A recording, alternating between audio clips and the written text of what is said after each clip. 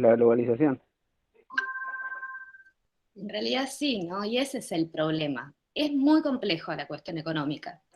Sin embargo, es la que explica la mayor parte de las posibilidades o los problemas que tenemos Sí, todos. es lo que le da la prioridad, ¿no? al mundo, Ujú. lo que se le Hay, dio prioridad. Tal cual. hay, hay como una prioridad muy sana con el dinero. A veces demasiado creyendo que teniendo más vamos a satisfacernos más, tenemos esto que siempre nos lo venden, que tenés un auto grande y eso te vas a hacer más feliz. Y es interesante cómo la globalización llegó a un egocentrismo, yo creo, más las redes sociales enorme, en donde vos quizás conocer personas con depresión que ponen posteos en Instagram que se ven felices y nada que ver, están hundiéndose y Totalmente. Totalmente, inclusive el ejemplo mismo que estás dando, cómo cambiaron también las formas de relacionarnos y de comunicarnos. O sea, cómo una angustia personal puede ser tratada por medio de eh, crearnos una comunidad en los medios virtuales donde en general en nuestras redes nosotros elegimos, salvo cosas obligatorias como nuestro grupo de WhatsApp, bueno, ahí están todos porque cursan esta materia, pero el Facebook, el resto de las redes las hace uno a su gusto. Tiene ahí, en general, personas que piensan parecido a uno. Entonces entras ahí, opinás, compartís algo y todo el mundo te dice que bien, y todos nos creemos que vivimos en el mundo en que nos gusta vivir, ¿no? Empezamos a perder ese contacto con lo real. Entonces nosotros usamos el tema de pandemia de arranque como excusa porque todos los problemas que de golpe saltaron con la situación de pandemia son los que, no, los que dejan a la vista que las cosas no fluyen tan simple, que los problemas son complejos y que aun cuando uno cree que está bien, no es tan fácil ser feliz, digamos, individualmente, compartiendo el mundo con un montón de personas que no están bien. Y que esta situación nos obliga, nos hizo verlas si no las queríamos ver, digamos, ¿no? No podemos hacer como que eso no pasa, cosa que, metidos en nuestros mundos, a veces sí logramos olvidarnos, ¿no? De todos esos otros, del contexto en el que vivimos. ¿Sí? Nos puede ir bien personalmente en algún momento, con algún proyecto, económicamente, como el ejemplo que da el compañero también, pero no es lo, si uno está viviendo lo que estamos viviendo ahora, estamos viviendo una crisis mundial desconocida, o sea, no hay punto de comparación con ninguna crisis anterior. Entonces es difícil que alguien sea plenamente feliz en el medio de una crisis global que afecta la salud, la emoción, las posibilidades de supervivencia, ¿no? Cuando hablamos de economía, estamos hablando de ¿sí? Cómo se reparten los recursos para sobrevivir, ¿no? Ese es el eje, esa es la definición básica de economía. Que por el modo en que normalmente nos hablan de la economía, en los medios de comunicación, por ejemplo, se nos aleja, ¿no? Nos hacen, digamos, se nos hace la idea de que la economía son variables, precio del dólar, deuda, ¿no? Esos grandes conceptos. Y en realidad, bueno, todos esos grandes conceptos en realidad nos están hablando de qué posibilidades de supervivencia tenemos todos, en qué condiciones, qué posibilidad de trabajo, de progreso, de la que dependen tantas cosas, pero sobre todo la básica, que es acceder a cubrir las necesidades básicas, que es lo primero. Si no podemos hacer eso, no podemos plantearnos un proyecto de vida, desarrollar la cultura, estudiar, ninguna otra cosa. Eso está antes. Por eso inevitablemente tenemos que empezar por la economía, aunque es un tema complejo de abordar, es el que nos va a explicar todos los otros problemas que se derivan, que no son económicos, pero se derivan de cómo funciona la economía en la actualidad. Por eso van todos conectados, ¿no?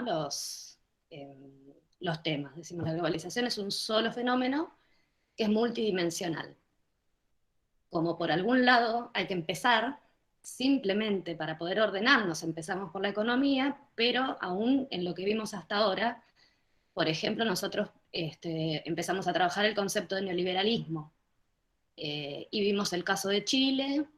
Hay muchos, dieron varios ejemplos de distintas etapas de Argentina, ¿no? De la historia reciente argentina, y ahí estamos hablando de política también. No hay manera de separar la economía de la política.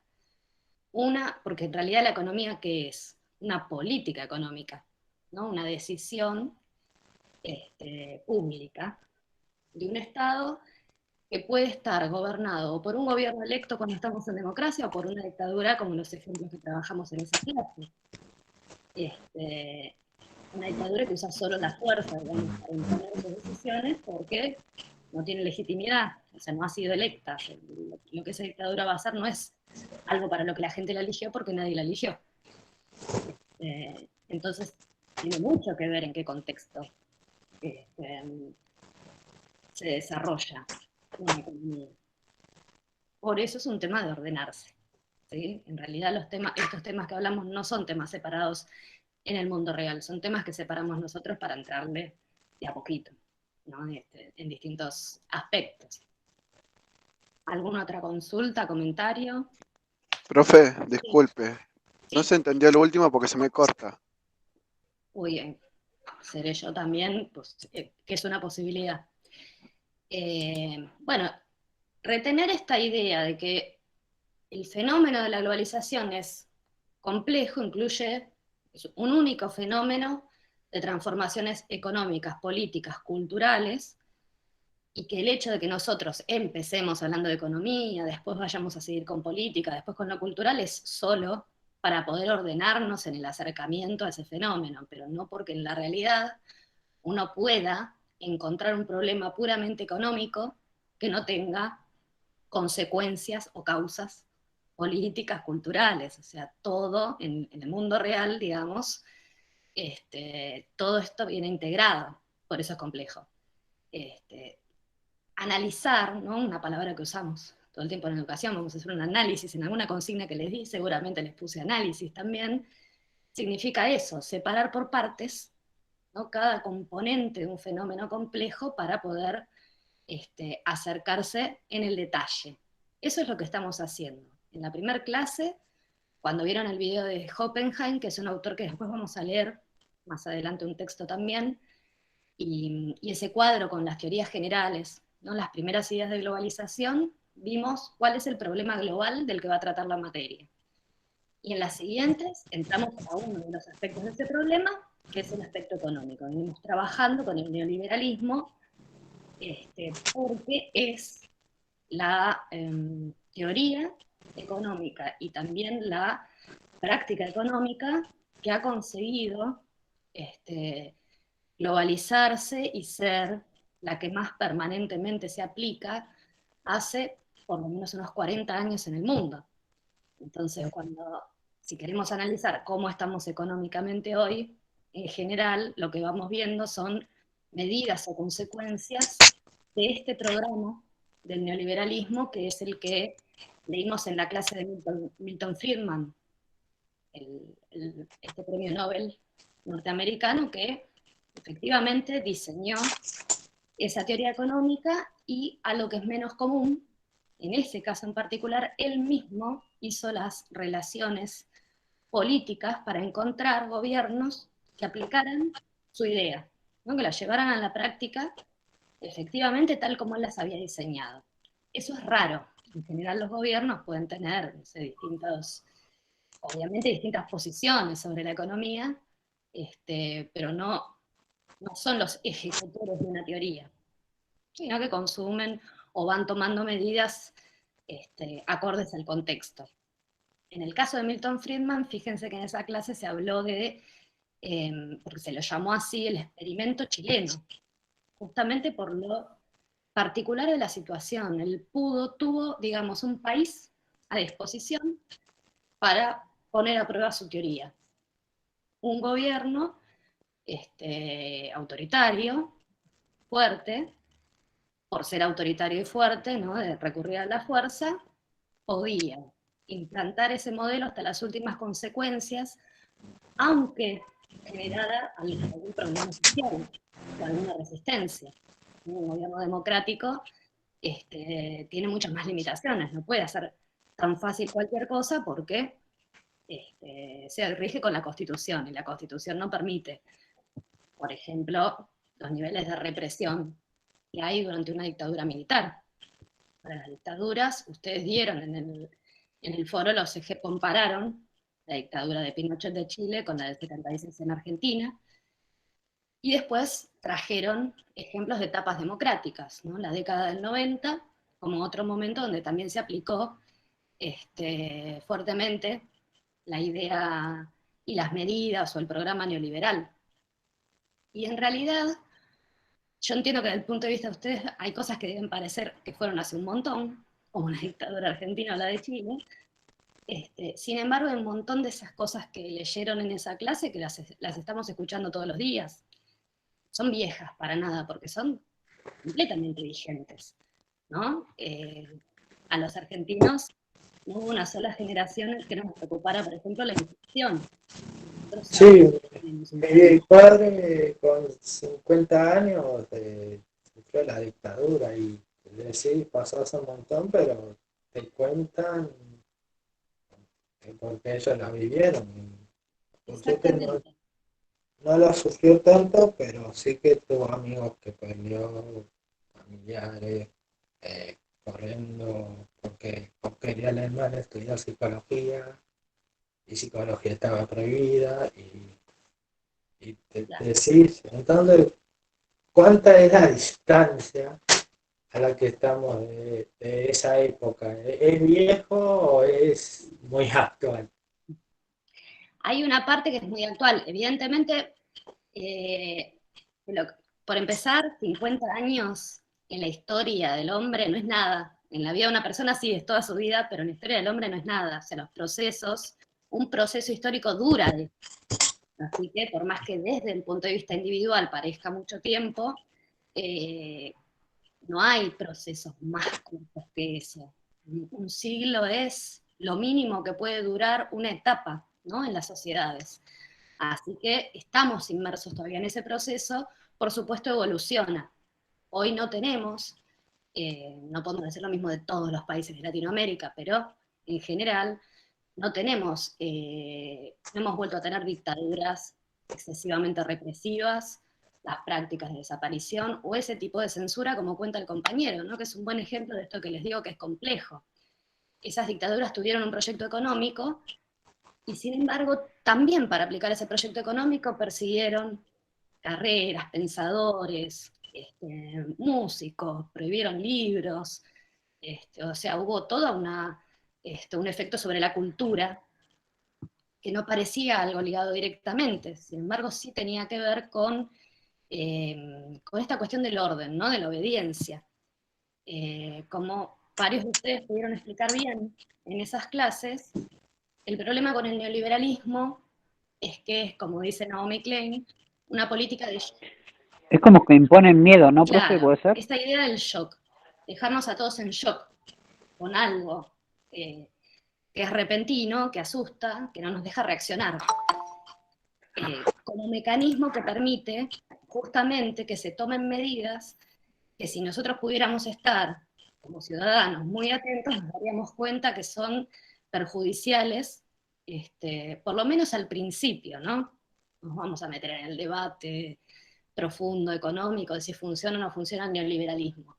Pero sí vimos en Chile, vimos en Argentina, en general en Latinoamérica, en toda esa etapa, todas a través de distintas dictaduras, en todos los países se aplicó este modelo y vimos que por lo menos al inicio la consecuencia fue la de un empobrecimiento masivo y el aumento de la desocupación, porque el neoliberalismo propone quitar toda regulación que el Estado puede hacer sobre los intereses económicos, ¿no? Entonces, aquellos que tienen capital para invertir, que inviertan donde quieran, que cobren lo que quieran, que se asocien con quien quieran, ¿no?, bajo la idea de que cuando el Estado se mete a regular algo, genera pérdidas, desincentiva que los capitalistas inviertan, Entonces hacen la lectura de que cuando las cosas van mal es culpa de que el Estado se metió. Bueno, En en sí, realidad, sí, observo que los países pues, más avanzados, aparte de ganar las guerras, también supieron hacer que las empresas pagaran para el Estado, cosa que los países latinoamericanos no hacemos bien nunca. claro, ahí está la pregunta. Y por eso es importante ubicarnos en que el mundo está globalizado, pero eso no significa que todos estamos en las mismas condiciones. Eh, Desde un inicio, desde la época de la colonización, sabemos que hay algo que podemos llamar el centro del mundo, de países que se desarrollaron económicamente en el capitalismo antes que los otros, antes que nosotros, por ejemplo. Esos países utilizaron, digamos, desarrollaron sus estados, y hasta el día de hoy sus estados regulan sus economías. Creo que en la última clase yo les ponía el ejemplo, es algo, tal vez lo recuerden, algo más cercano. Durante el gobierno anterior, que costaba tanto encontrar digamos, algún acuerdo para que Argentina pudiera exportar algo aparte de soja, ¿no? Vender algo más que soja al exterior. Y Macri había ido a conseguir con Trump este contrato para vender limones. Eso que parece, digamos, anecdótico, es la muestra de que el primer mundo, digamos, le exige a países como el nuestro que no le pongamos condiciones para venderle o para que sus empresas vengan a instalarse y trabajar. Pero cuando nosotros queremos venderle algo que nos sale mejor a nosotros, sale más barato. Nos pasa eso con el campo argentino porque es altamente productiva nuestra tierra, ¿no? Por la naturaleza. Sin embargo, cuando queremos ir a vender un producto del campo a Europa o a Estados Unidos, nos ponen impuestos de aduana carísimos. Entonces, o no podés ni vender el producto, o cuando un ciudadano norteamericano va y encuentra un limón argentino en el supermercado, por los impuestos que le puso Estados Unidos, sale 5 veces más que el limón local. Eso es proteccionismo, eso es un Estado que interviene en la economía para proteger a sus productores locales de la competencia extranjera. La situación desigual es que en Latinoamérica, en África, ¿no? En los países subdesarrollados, dependemos de que vengan capitales externos, porque no tenemos capital nacional suficiente. Pero cuando vienen nos imponen estas condiciones. Yo voy, pero, por ejemplo, no pago los salarios que hay por convenio, quiero pagar menos que lo que dicen las leyes de tu país, y se termina pactando, porque de lo contrario no viene el capital, es como un círculo vicioso, ¿no? A salir. Entonces, por más que el neoliberalismo, la política neoliberal sea hegemónica, lo que hay que entender es eso. La idea básica del neoliberalismo es decir que los estados no tienen que poner ninguna condición, ni control, ni impuesto, ni nada por el estilo a los capitales privados. Porque entienden que el desarrollo se produce cuando hay inversión privada. Y cuando lo vemos, eso dice la teoría. Cuando lo vemos en la práctica, lo que vemos es que esa teoría solo se pone en práctica en los países subdesarrollados y con consecuencias que algunas son evidentes, ¿no? Si yo no obligo a cualquier, como Estado, a cualquier empresa a respetar los acuerdos salariales que se hacen en una paritaria, la empresa va a tender a pagar lo menos que pueda. Si no la obligo, va a pagar menos. ¿Sí? La empresa multinacional es mucho más poderosa que los trabajadores que van a trabajar esa empresa. Con lo cual el Estado está para eso, para tratar de nivelar un poco esa diferencia de poder entre los trabajadores, que son las grandes mayorías en todos los países, y la parte más reducida, que son los dueños de los capitales. Esa imposición de dejar hacer implicó, durante la dictadura, en determinadas etapas, especialmente en los 90 en Argentina, que hemos perdido trabajo, hemos perdido la capacidad de compra de los salarios. ¿Sí? Los salarios se vienen reduciendo históricamente, por lo tanto generan consecuencias negativas para las mayorías. De ahí que las primeras aplicaciones del neoliberalismo se hayan dado en contextos de dictadura. Era lógico que iba a haber resistencia, ¿no? Sí. Imagínense esto, que hoy por ahí es difícil de pensar. hasta la dictadura del 76, Argentina era un país que tenía 3% de desocupación. 3% es el margen de error de una encuesta. ¿No? Tener 3% significa que, bueno, sí, siempre hay algún trabajador que renunció porque se le complicaba trabajar por algún problema y el mes que viene busca trabajo y trabaja de vuelta. O sea, es prácticamente pleno empleo tener 3%.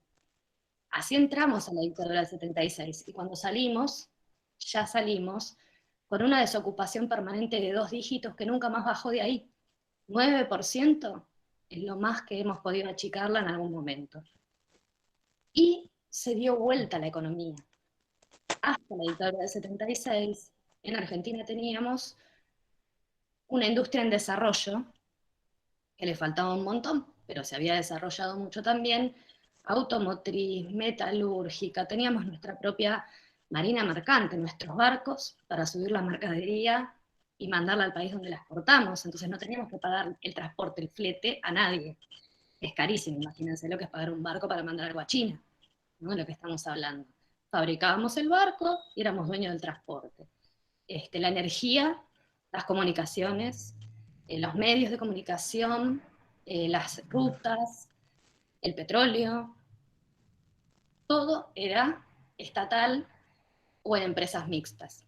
¿Sí? Cuando salimos de ese proceso, se privatizó todo, se vendió, por mucho menos de lo que valía, aparte, es otra cuestión, a manos privadas, y la realidad es que salimos todos más empobrecidos, ¿sí? Por la simple razón de que cuando algo es del Estado es de todos nosotros. Si es del privado ya está. Que teníamos eso y ya no lo tenemos, ¿no? Reclamarle al Estado, por más que funcionaran mal a veces, muchas veces las empresas públicas, era un problema directo con el derecho que nos daba a ser dueños de eso. Hoy, ahora han escuchado todo el debate que se armó con el tema de ponerle límite a las tarifas, por ejemplo, de internet, de la televisión por cable. Tenemos un enorme problema, muy difícil para el Estado ponerle condiciones a esas empresas porque las empresas son muchas veces más grandes y más poderosas que un Estado, ¿sí? Cuando decimos multinacionales estamos hablando de eso, empresas que producen, que tienen tantas propiedades por todo el mundo y facturan tanto dinero al año que esa plata que facturan es mucho más grande que todo el presupuesto de un país. Así que esa es la diferencia de poder que hay hoy. Hay empresas mucho más poderosas que un Estado completo. Shell, por ejemplo. Oh, Rockefeller. Y podemos sacar un montón más, ¿no? Pero digo, Sí, es muy difícil después para un solo Estado, vías de desarrollo, tratar de imponerle condiciones, simplemente condiciones, límites de cuánto podés ganar, cuánto salario tenés que pagar, qué leyes tenés que respetar para producir en Argentina. No es tan simple. ¿No es tan... Antes que se venda todo eso, profe, ¿no? ¿Cómo? Da que pensar que antes que se venda todo, ¿no? Que se privatice todo. Y Tranquilamente podríamos ser una potencia Argentina fue sin ningún potencia. problema, sin tener nada, sin pedir nada a cambio, vendría a ser.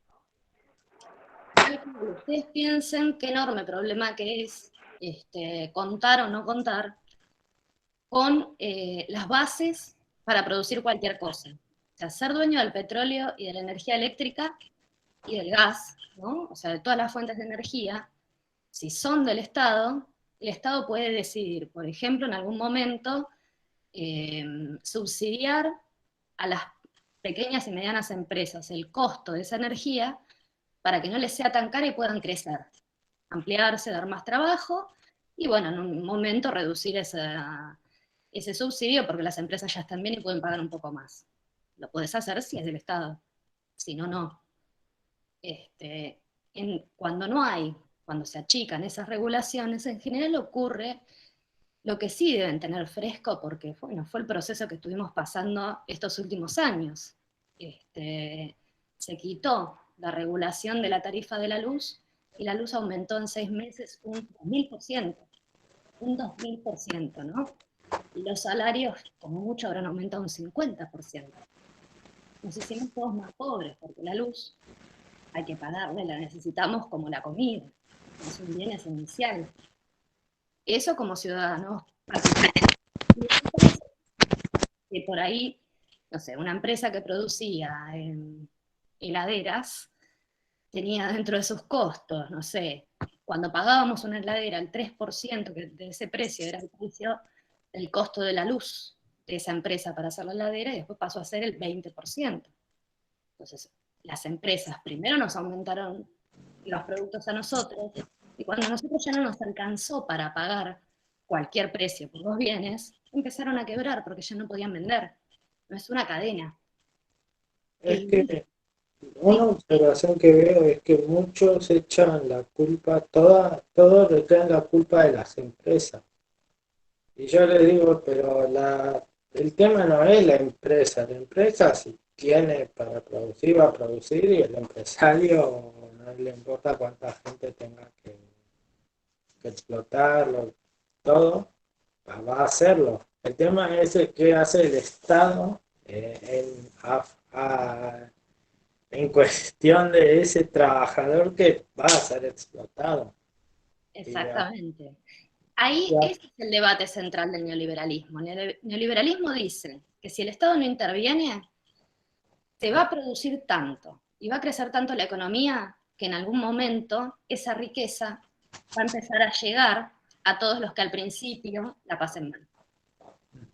Todas las otras teorías, desde muy distintos puntos de vista, dicen lo contrario, lo que está proponiendo el compañero. Si los estados no regulan y contienen a veces, para equilibrar un poco los intereses de la empresa con los del resto de la sociedad, lo que va a pasar es que la empresa va a aprovechar esa posición, va a usar esa posición, ¿sí? Y en ese sentido entiendo lo que dice el compañero. En sí no hay algo que esté mal ahí. ¿Para qué existe una empresa? Para generar ganancia, no para hacer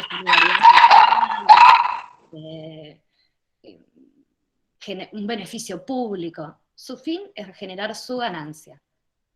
El Estado está para que, si la ganancia de una empresa surge, por ejemplo, de vender un bien esencial, como es hoy la comunicación virtual, que la necesitamos para todo, entonces el Estado mínimamente tiene que regular para que todos puedan acceder a un precio más o menos justo, a ese bien que produce una empresa privada. Pero son esas las dos posiciones. Suponer que sin intervención estatal todo marcharía mejor, y los problemas de la economía se generan cuando el Estado pone condiciones y entonces los empresarios no quieren invertir más, que es la posición neoliberal, o la posición que habíamos visto en la última clase, keynesiana. Puede ser que fue el tipo de economía que tuvimos desde la crisis del 30 hasta la década del 70. El mundo fue diseñado desde la economía keynesiana. ¿Qué propone? Y es la teoría de Stiglitz, ¿no? Es un neo-keynesianismo, el de Joseph Stiglitz. Que los estados tienen que intervenir, generar condiciones para que haya realmente una competencia en el mercado, ¿sí? La idea, ¿cuál es acá? Si una empresa es monopólica, o sea, si en una sola mano hay el control total de un producto que la sociedad necesita, va a disponer de ese producto como quiera y va a abusar, como nos pasa con los servicios públicos en Argentina desde que fueron vendidos. Casi en ningún lugar del país podemos elegir la empresa de luz, es la que nos tocó en la región. Si nos estafa Edesur, por ejemplo, en nuestro caso, no hay a dónde irse, ¿sí? No puedo cambiar de canal y listo, como con otros rubros.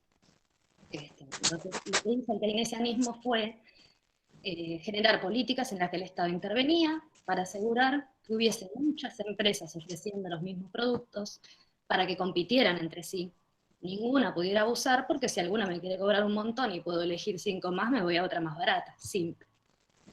Baja los precios o se funde una empresa que quisiera abusar cuando tiene mucha competencia. ¿Sí? La discusión está en esto. La tendencia, si no hay ningún control del Estado, es a monopolizar. Y eso es algo que estamos viendo, que hoy se ve muy claro, ¿no? Y es un problema que tiene el mundo entero. Por ejemplo, con los laboratorios. Hay 4 o 5 grandes laboratorios en el mundo que son los que van a hacer las vacunas, porque esos laboratorios han ido creciendo, se instalaron en todos los países, terminaron comprando laboratorios nacionales en todos lados porque los laboratorios nacionales no pudieron competir cuando llegaron estos grandes multinacionales. Entonces se hicieron enormes empresas que tienen ni más ni menos que el poder de la salud de la población mundial. Con ese poder negocian con un Estado. Imagínense cómo hacer la negociación de cuánto nos van a dar la vacuna, que van a tener que comprar los Estados primero. Después la podemos hacer los ciudadanos, pero son los Estados los que hacen estas gestiones, ¿no? Bueno, ese laboratorio se va a sentar adelante de los Estados a decirle, tu población puede vivir o va a poder volver a la actividad económica porque ya está vacunada, si yo te doy esto. Así que tienen todo el poder para imponer un precio, las condiciones de esa venta, ¿sí? Esa es la situación del mundo en el que estamos viviendo. Entonces hay que ver digamos, esas dos condiciones. Hay grandes actores económicos multinacionales, ya no están relacionados con un Estado o con una sociedad, sus intereses están en todo el mundo, ¿sí? Y por el otro lado, estados cuyo poder sí sigue siendo nacional. Al Estado el poder se lo damos los ciudadanos que vivimos en un país, las leyes. Entonces es una tensión muy grande. Acá Adrián en el chat puso, acá en Argentina con la luz o el gas, no hay competencia, solo una empresa existe, claro, lo que hablábamos antes. Son un montón de rubros donde nos pasa esto. Monopolio es cuando hay una sola. Oligopolio es cuando hay tan pocas que también pueden ponerse de acuerdo entre ellas y en vez de generar competencia, repartirse el mercado como les convenga. Es lo que nos está pasando con los supermercados, por ejemplo. Que es algo que también cambió en los 90, ¿no? Antes no había supermercados ni hipermercados. Había mercados pequeños y almacenes en todos los barrios, ¿no? Por ejemplo, y múltiples. En los 90 llegó Carrefour, se desarrolló Coto, que es el único nacional. Bueno, fueron entrando cada una de esas. Inclusive entraron cadenas que ya se fundieron y se fueron de vuelta, como Auchan, ¿no? La que estaba en la autopista. Y a partir de ahí empezamos a tener un problema, que es que 4 cadenas de supermercados compran para revender la mayor parte de los alimentos del país. Así que entre ellas acuerdan cuánto vamos a pagar, una lata de tomate, todo lo que se venda por ahí, ¿sí? Y también entre ellas se acuerdan cómo le compran a los productores de esos alimentos, ¿sí? A veces los supermercados son ellos los que ponen el precio y no los proveedores, ¿sí? Le dicen por ejemplo, a un productor de galletitas, si vos querés que tu galletita esté en mi supermercado, te la pago tanto. Y el productor, aunque ese precio que le quieren pagar le genere ahora pérdida, tiene que decir que sí, porque si no puede entrar a los supermercados con su producto, ¿a dónde lo va a vender? No alcanza con esos pocos almacenes en pie que quedan, que ahora puede ser uno por barrio y antes eran un montón de gente que era comerciante y que era el trato mano a mano, digamos, con el cliente del barrio, ¿sí? Esa transformación grande se dio de la dictadura para adelante, especialmente en los 90, porque en los 90 hubo legitimidad, ¿no? Venía tan mal el país a partir de la crisis de hiperinflación con la que terminó el gobierno de Alfonsín, que fue como una esperanza, bueno, prueben vender todo, la sociedad tuvo durante un tiempo, digamos, esa actitud de vamos a ver qué pasa, porque las otras cosas ya las probamos y no salían bien ninguna.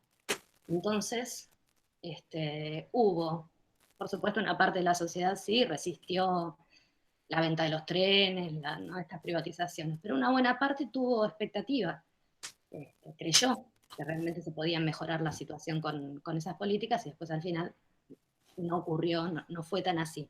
Algunas cosas, por ejemplo, la calidad de algunos servicios mejoraron respecto a cómo estaban funcionando cuando eran del Estado, pero a un costo que un montón de gente empezó a no poder pagar y que antes podía, de manera pública podía. Eso lo vemos en la educación, lo vemos en la salud, ¿no? Hay ámbitos donde es más complicado.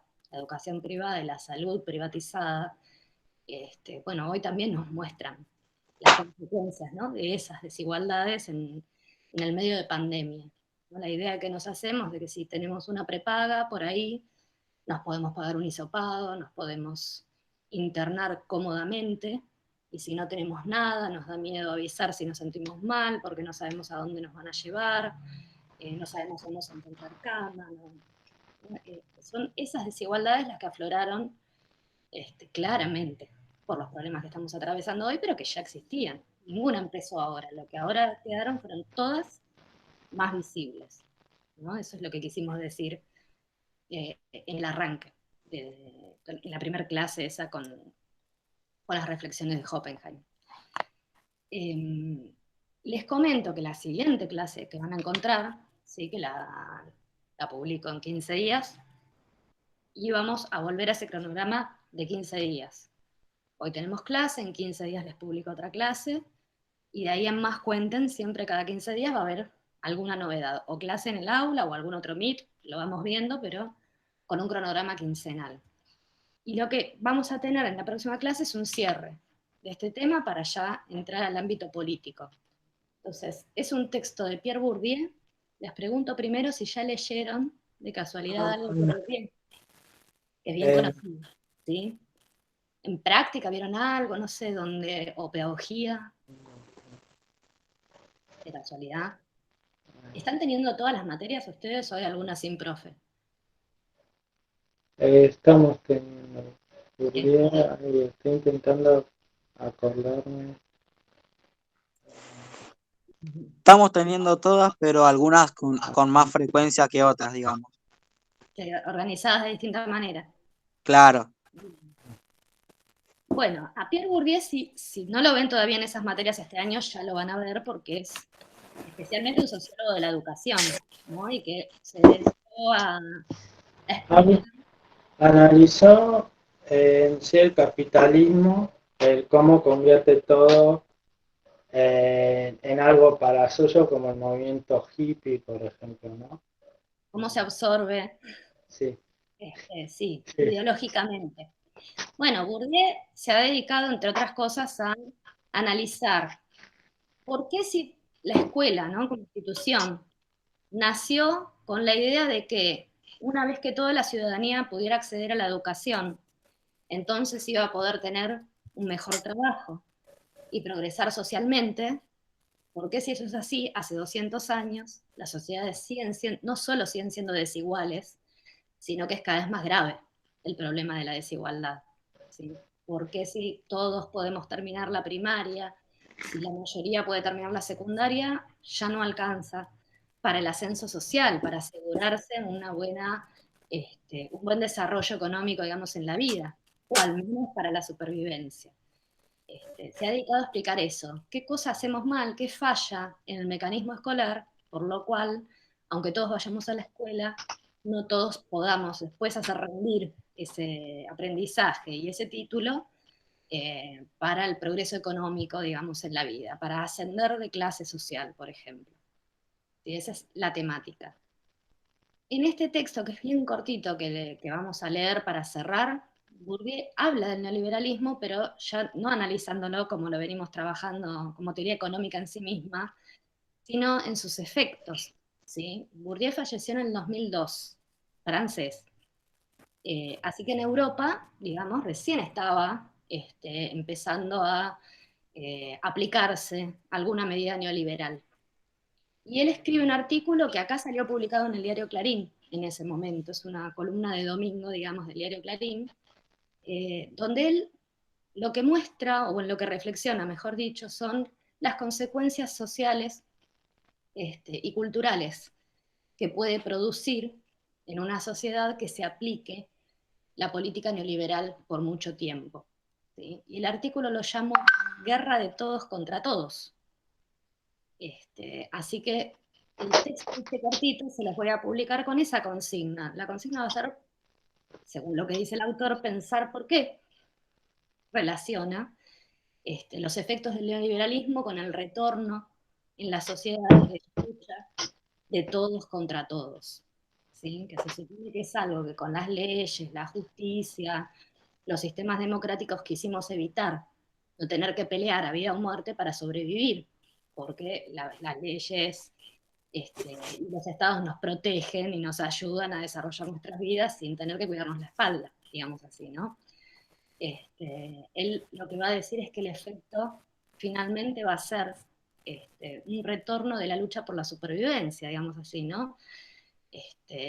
Contra los otros y no cooperando con los otros.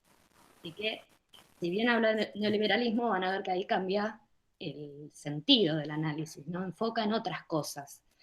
Y podemos pensar, ¿no? En esa clase, en ese foro, la idea sería pensar por qué entonces este título y qué cosas que estamos viendo en la realidad pueden servir de ejemplo de lo que está diciendo Bourdieu. Es interesante porque estamos seguros de no estar opinando, ¿no? El texto es del 2002 y de un autor francés, él no está hablando de Argentina ni del 2020, así que si encontramos referencias reales que nos parezca que tienen que ver con lo que el autor está explicando ahí, estamos un poquito seguros, más seguros de que no estamos simplemente opinando de qué nos parecen las cosas, sino pudiendo llevar una idea teórica para pensar la realidad, ¿no? Que es lo que buscamos en esta materia. Tener algunos conocimientos para poder interpretar mejor lo que nos está pasando, lo que nos pasa en el mundo, ¿sí? En general. Es como que si todos nosotros buscamos un trabajo en Colonia y yo estoy compitiendo con todos mis compañeros, en realidad digo, ¿por qué no?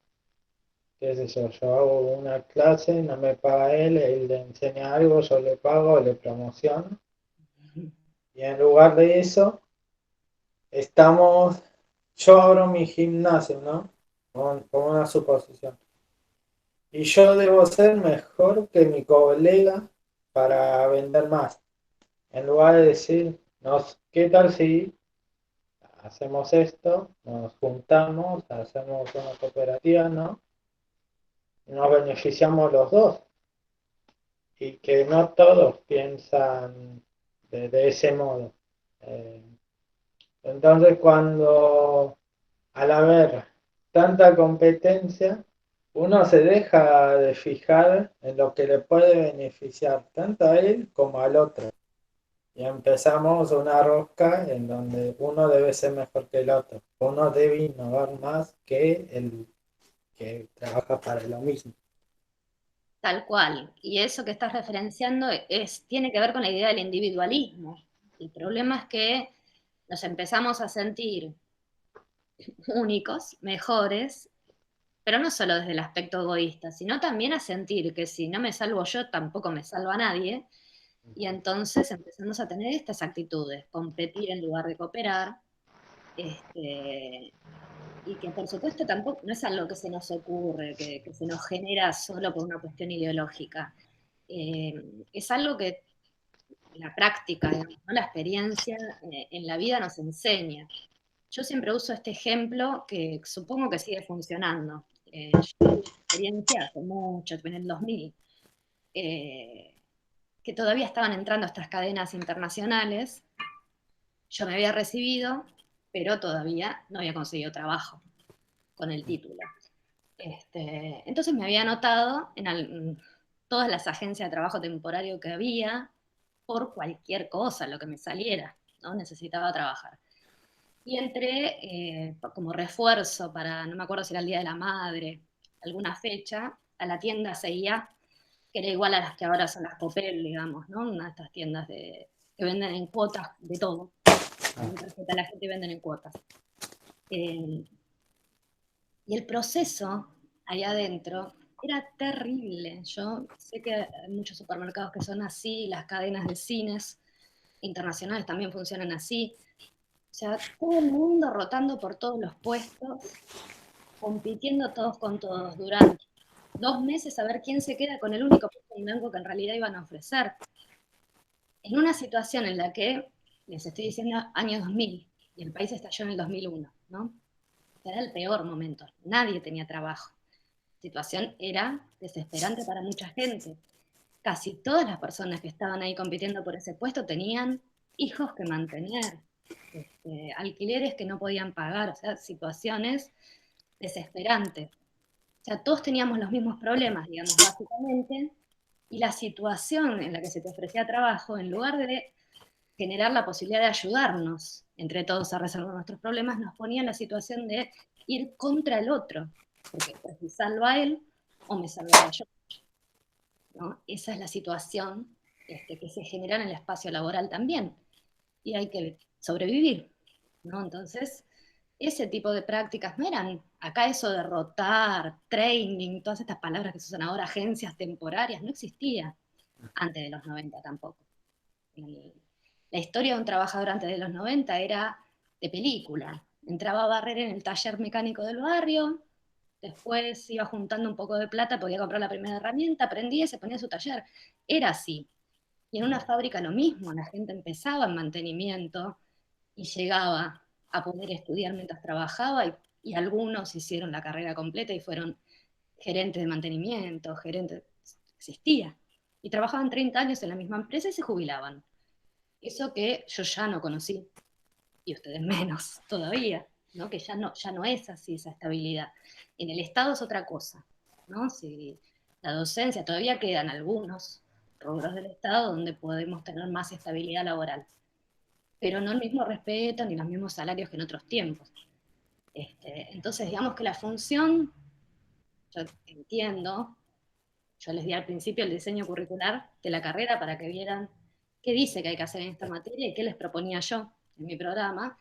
Para mí la función es eso, es tener una noción más realista del mundo que nos toca, porque los docentes, y ustedes van a salir preparados para trabajar con todas las edades, en distintos contextos, no solo el escolar, pero en cualquier caso van a estar haciendo docencia. Y entonces tenemos que ser conscientes, bien conscientes del mundo en que vivimos, porque si no podemos identificar bien cuál es la realidad de la que vienen después los estudiantes que nosotros tenemos, en general vamos a discriminar sin darnos cuenta, en vez de ofrecerles lo que realmente necesitan, hablarles de cosas que no tienen que ver con los problemas reales que necesitan resolver en la vida el grupo de alumnos que tenemos. O sea, necesitamos herramientas para entender lo mejor posible el mundo. No se trata ni de ser experto, obviamente, en analizar economía, política, sino en tener más o menos claro cómo están funcionando,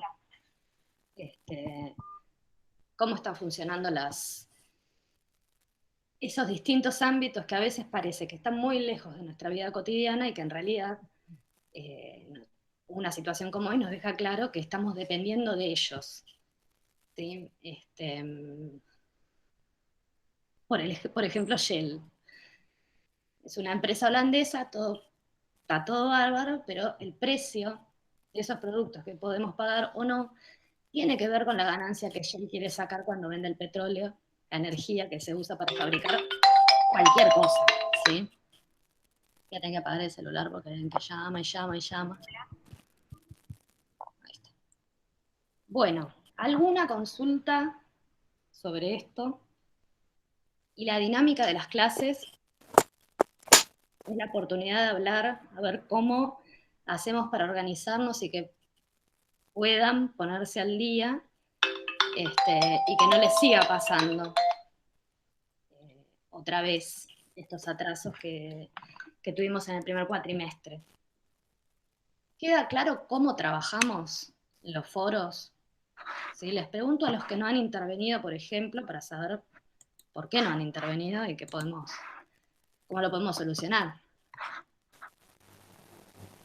Yo no participé, pero estaba atrasado con muchos trabajos y tuve que irme poniendo al día.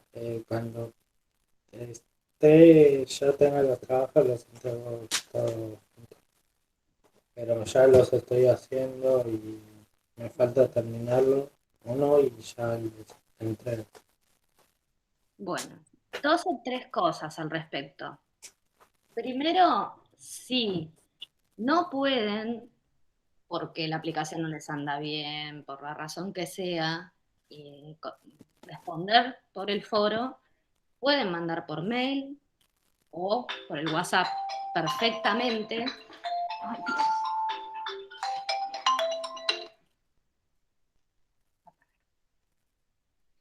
Pueden, ahora sí.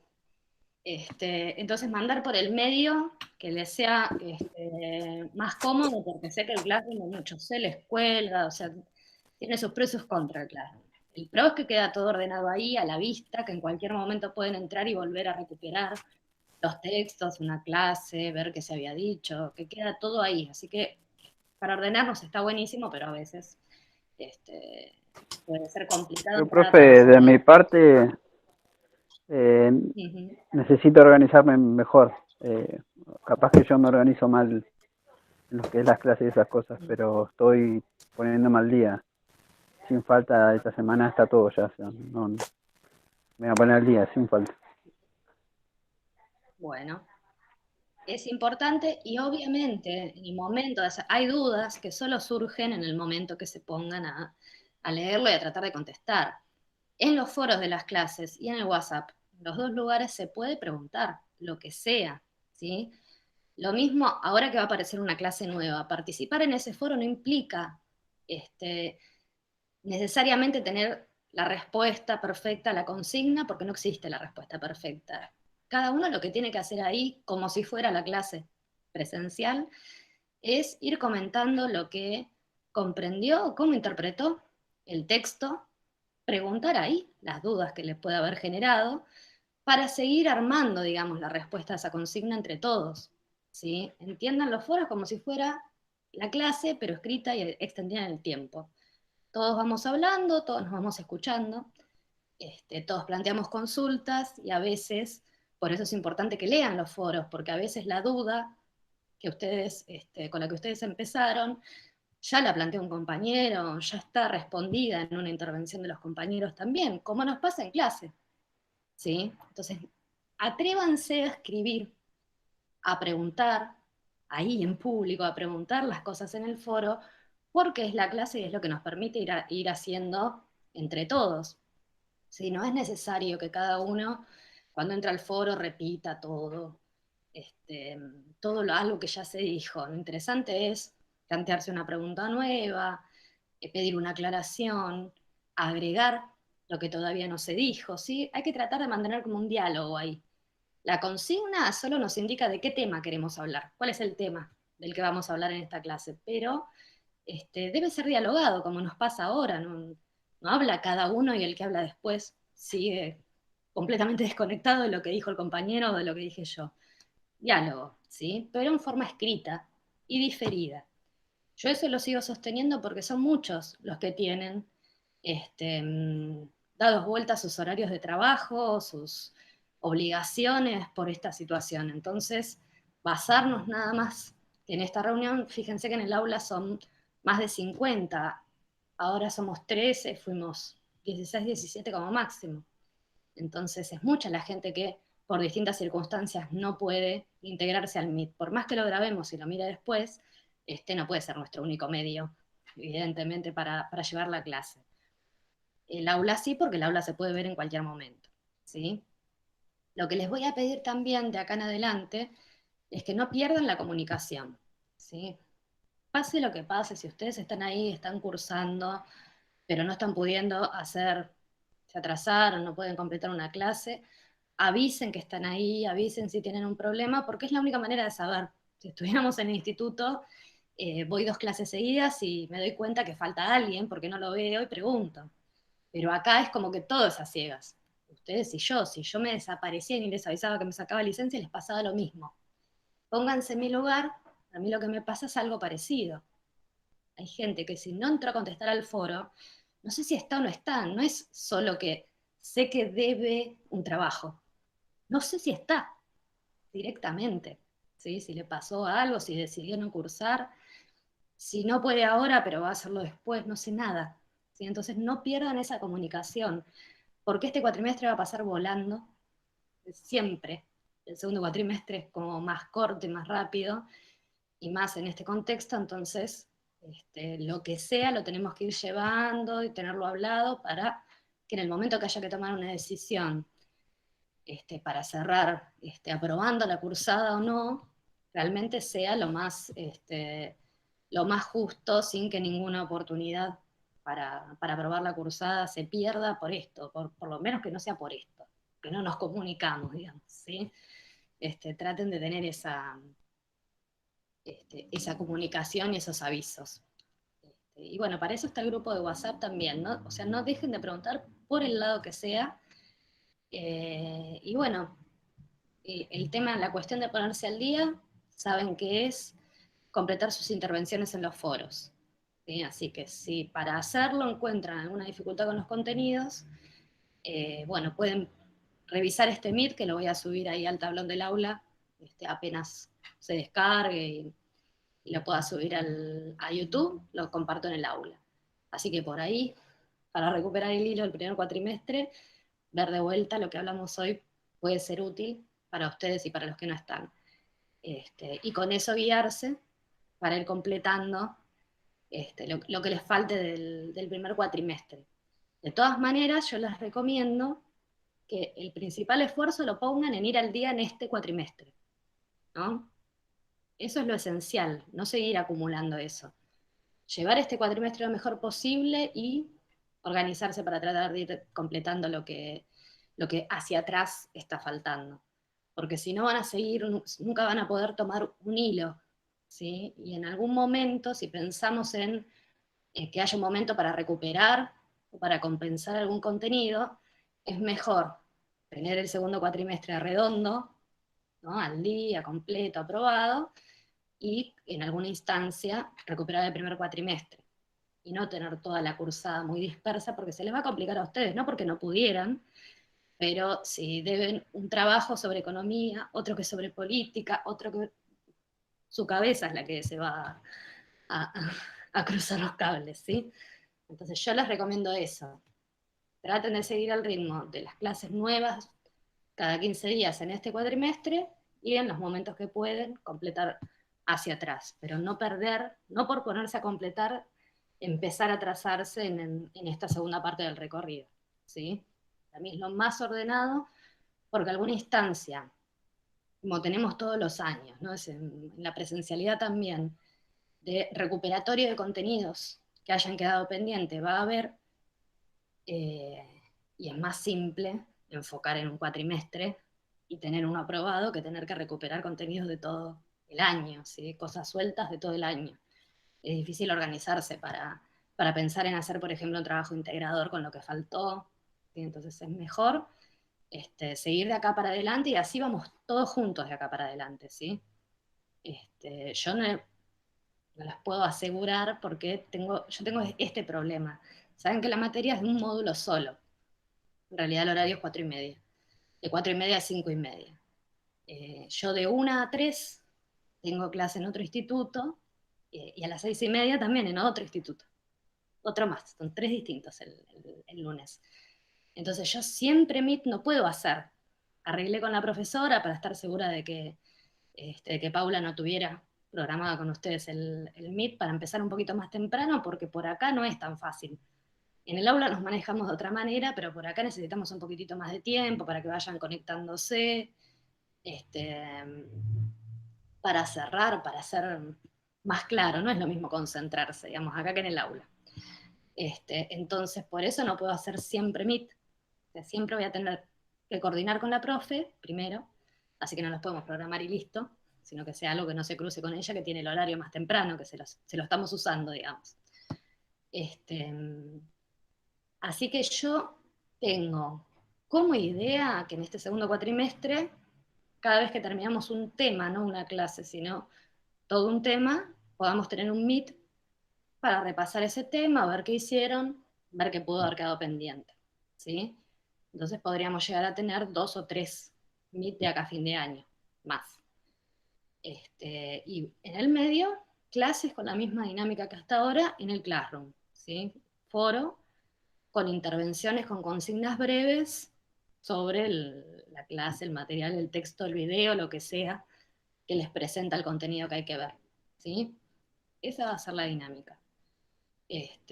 Así que se viene una clase más de neoliberalismo para cerrar ese contenido y después ya vamos a empezar con el análisis de qué les está pasando a nuestras democracias, ¿no? Como sistema político, qué clases de ciudadanos somos, digamos, nosotros hoy en día y qué nos pasa con nuestros representantes, ¿sí? Que es otra gran crisis y queja y debate que también escuchamos todos los días en los medios de comunicación, ¿sí? Eso es lo que viene.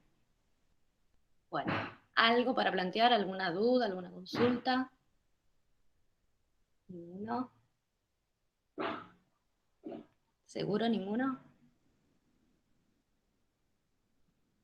¿Todo el mundo tiene claro qué tiene que hacer para ponerse al día? ¿Ninguna consulta?